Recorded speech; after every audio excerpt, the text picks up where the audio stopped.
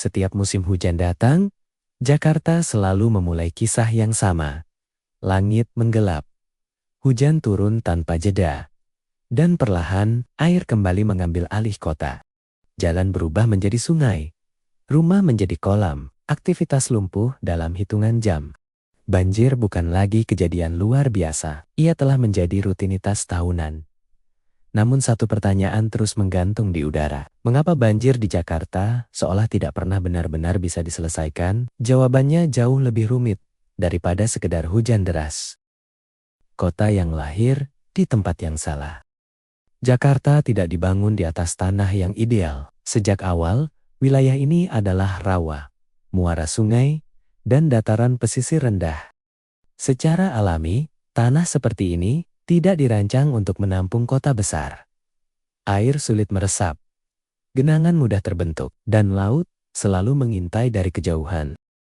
Ketika Batavia dibangun oleh Belanda, sistem kanal Eropa dipaksakan ke iklim tropis. Sebuah kesalahan besar yang dampaknya masih terasa hingga hari ini. Jakarta sejak lahir bukan kota yang bersahabat dengan air. Ia adalah kota yang dipaksa hidup di atas genangan, dikepung sungai dan banjir kiriman.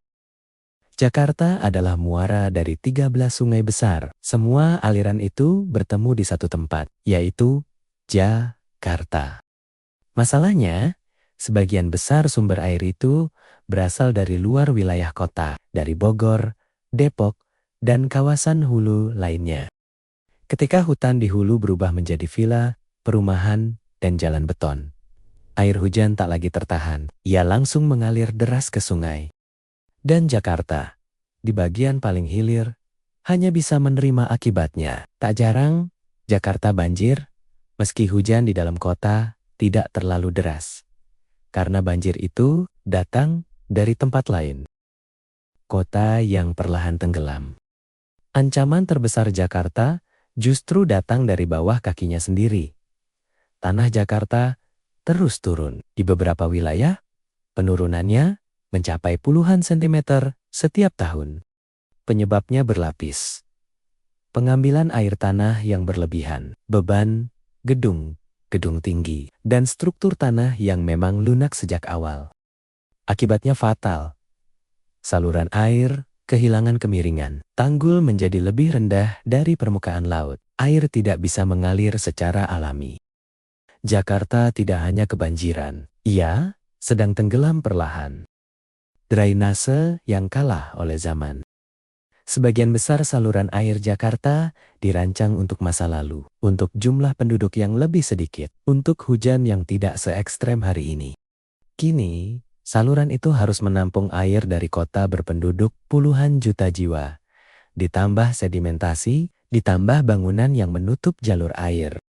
Tak heran, hujan singkat saja sudah cukup membuat air meluap. Sistemnya tidak rusak, ia hanya tidak lagi relevan.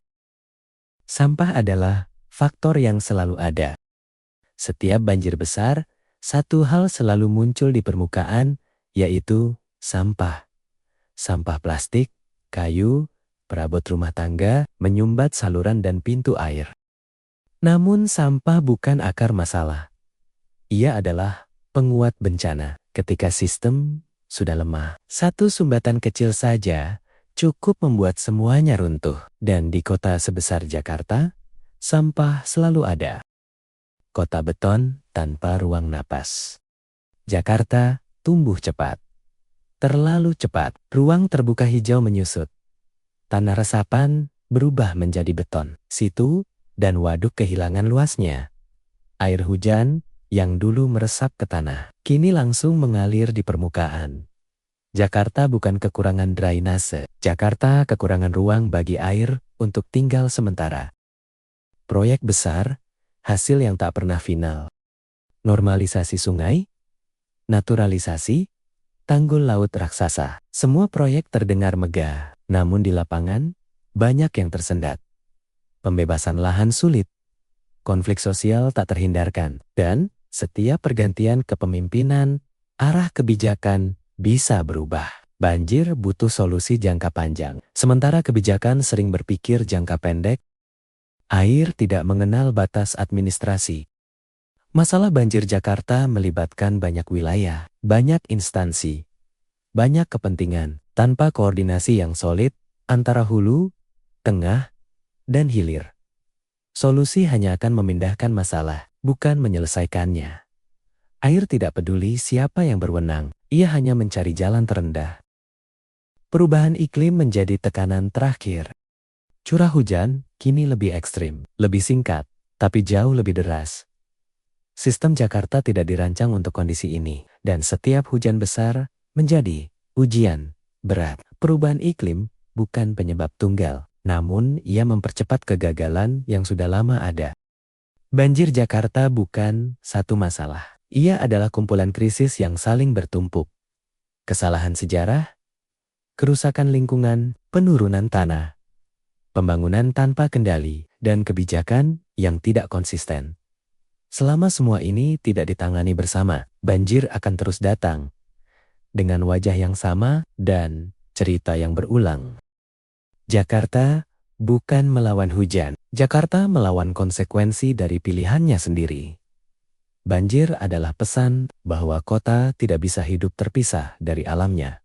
Dan pertanyaannya kini, bukan lagi apakah Jakarta bisa bebas banjir? Melainkan, apakah Jakarta mau berubah? Sebelum air mengambil segalanya?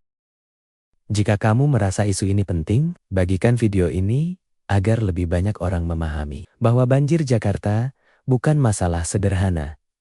Jangan lupa subscribe, karena memahami sejarah dan lingkungan adalah langkah pertama untuk mencegah bencana berikutnya. Melainkan, apakah Jakarta mau berubah sebelum air mengambil segalanya?